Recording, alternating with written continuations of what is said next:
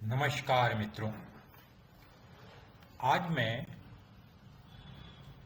M pattern के बारे में चर्चा करूंगा।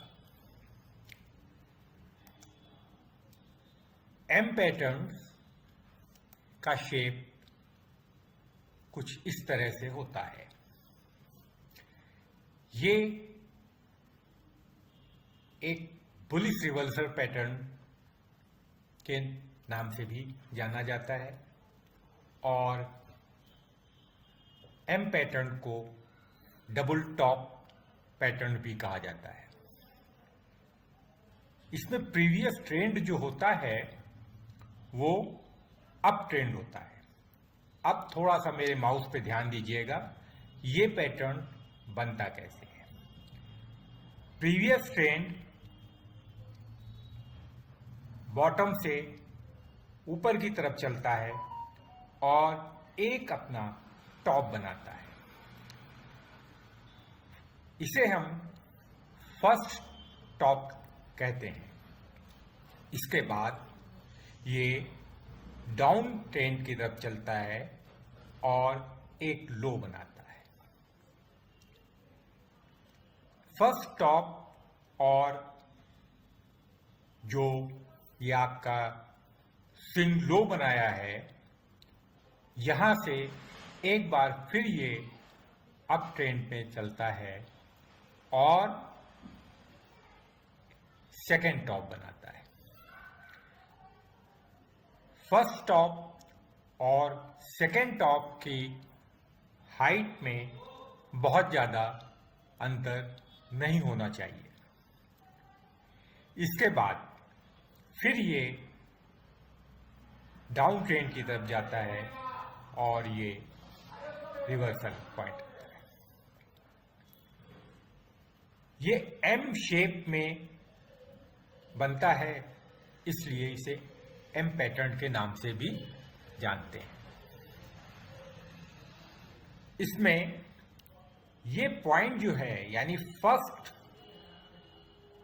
टॉप और इसके बाद जो जहां से ये फिर से ऊपर गया है, इस पॉइंट को जो है नेक कहा जाता है। और अगर यहां से एक लाइन खींची जाए तो हम इस लाइन को नेक लाइन भी कहते हैं। ये नेक लाइन भी होती है। अब अगर सेकेंड टॉप से जब ये डाउन ट्रेंड में चलता है और इस नेक लाइन को ब्रेक करने के बाद और नीचे जाता है, तो हमें ट्रेड कहां पे लेना चाहिए। जो कैंडल इस नेक लाइन को ब्रेक करती है, मान लीजिए ये कैंडल है,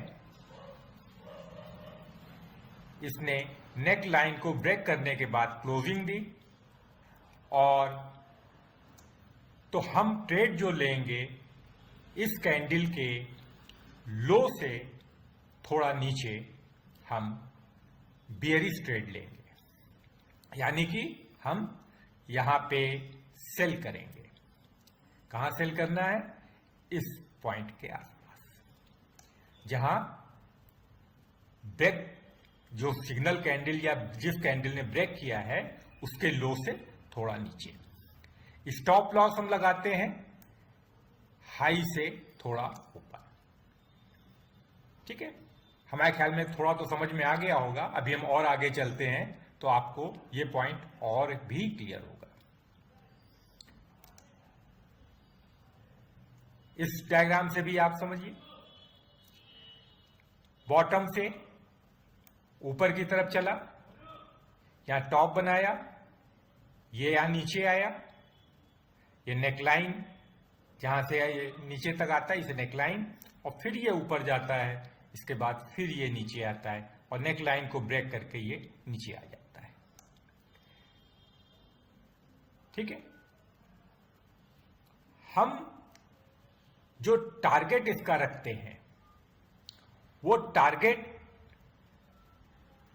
टॉप और नेक लाइन के बीच में जितनी ये डिस्टेंस होती है इस डिस्टेंस को हम मेजर करते हैं और इसी को इतना ही नीचे, जितनी ये हाइट है इतना ही नीचे हम डाउन साइड में इसको प्लॉट कर देते हैं।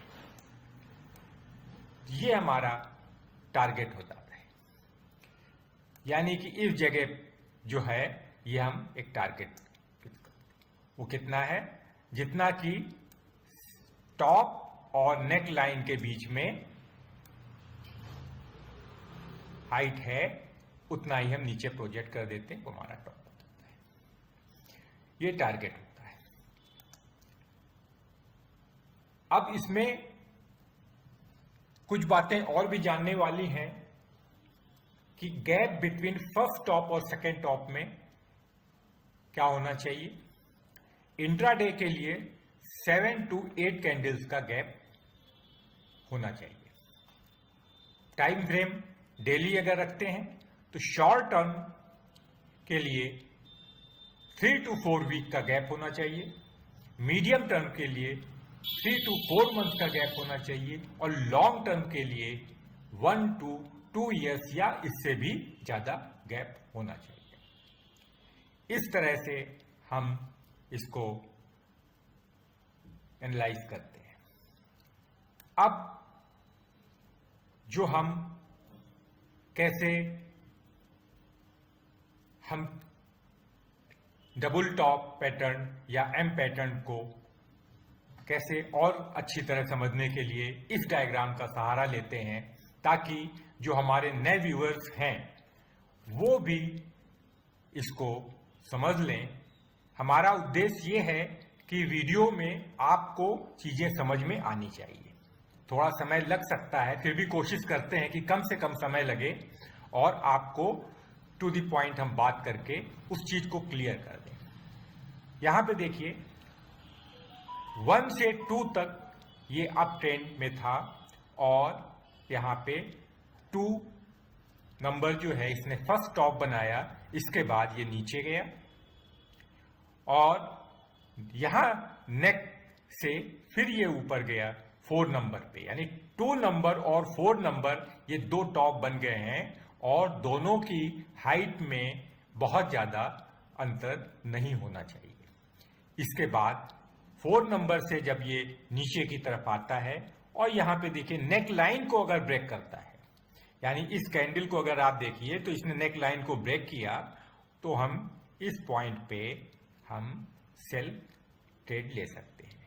यानी कि जो सिग्नल कैंडल ये है इससे थोड़ा नीचे हम सेल ट्रेड ले सकते हैं। टारगेट हमको कहां रखना है, टारगेट ये जो टॉप बना है, टॉप से नेक लाइन के बीच में जितनी ये हाइट होती है यहां पे हम टारगेट रख सकते हैं। यानी कि इस हाइट पे आपने मेजर किया और उसको नीचे प्लॉट करेंगे, वो हमारा टारगेट हो।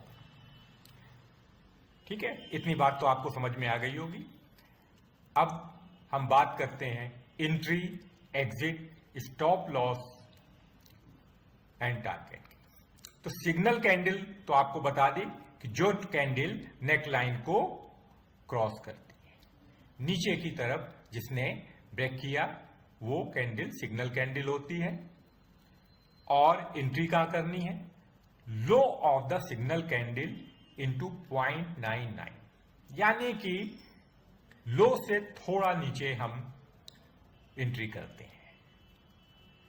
Stop loss high of the signal candle into 1.0, यानी कि जो सिग्नल कैंडल का हाई है उससे थोड़ा सा ऊपर हम स्टॉप लॉस लगा देते हैं। टारगेट जो नेक लाइन है, नेक लाइन माइनस टॉप और माइनस नेक लाइन आप यहां लगा लेंगे तो क्या होगा, ये आपकी नेक लाइन और टॉप के बीच की डिस्टेंस निकल आएगी, यानी हाइट निकल आएगी। इसको आप नेक लाइन से माइनस कर देंगे तो आपका टारगेट निकलता है। और डायरेक्ट अगर आप निकालना चाहें तो 2 को मल्टीप्लाई कर दीजिए नेक लाइन से और माइनस टॉप कर दीजिए, तो आपको टारगेट मिल जाता है। ठीक है, इसको भी टारगेट कैलकुलेशन में भी आप इस तरह से भी समझ सकते हैं कि टॉप मान लीजिए 120 का बनाया है, नेक लाइन 110 पे है, टॉप और नेक लाइन के बीच में जो है वो 10 मेजरमेंट आता है और टारगेट जो है 110 माइनस 10 यानी कि 100 रुपीज का टारगेट होना चाहिए। इस तरह से हम टारगेट कैलकुलेट करते हैं। अब आपको एग्जाम्पल देते हैं। ये निफ्टी बैंक का चार्ट है। इसमें आप देखिए, यहां से फर्स्ट टॉप बनाया, इसके बाद नीचे आया, नेक बनी, नेक के बाद में सेकेंड टॉप बना, सेकेंड टॉप के बाद में ये नीचे आया और इसने यहां पे नेक लाइन को ब्रेक किया। ठीक है, नेक लाइन को ब्रेक जब करता है तो आप पहले ये डिस्टेंस मेजर कर लें नेक लाइन और टॉप के बीच में और उसको नीचे ये प्लॉट कर दें। इस तरह से ये आपने प्लॉट कर दी। तो अब क्या है, टारगेट जो है आप देखिए यहां पे ये अचीव हो जाता है। इस तरह से आप इसको एनालाइज कर सकते हैं। अच्छा ये होगा कि आप इसको कई अलग अलग चार्ट पे इसकी प्रैक्टिस करें, अच्छी तरह से एम पैटर्न्स को या डबल टॉप पैटर्न को ट्रेस करने की कोशिश करें और जब आपको कॉन्फिडेंस हो जाए तब आप एक्चुअल ट्रेड लगाएं। देखिए, शेयर मार्केट में हर चार्ट कुछ ना कुछ अलग कहानी कहता है। आपको उसमें यह देखना है कि पहले किस तरह से ये काम कर रहा था और उसके अब काम करने की संभावना उस पैटर्न पे ज्यादा रहती है। आशा है ये वीडियो आपको समझ में आया होगा और उम्मीद करते हैं कि आपने अब तक बेल आइकन को प्रेस किया होगा। सब्सक्राइब तो आप पहले ही कर चुके हैं, नहीं किया है तो आप अब कर लीजिए। साथ में लाइक भी आप प्रेस करें। मोटिवेशन के लिए अगर आप कुछ लिख देते हैं तो भी हमारे लिए बहुत अच्छा होगा। आप कुछ कमेंट्स भी लिख दीजिए और आप किस तरह के और वीडियो देखना चाहेंगे इसके बारे में अगर आप सलाह देते हैं तो भी मैं कोशिश करूंगा कि आप लोगों की मांग को पूरा करूं। बहुत बहुत धन्यवाद।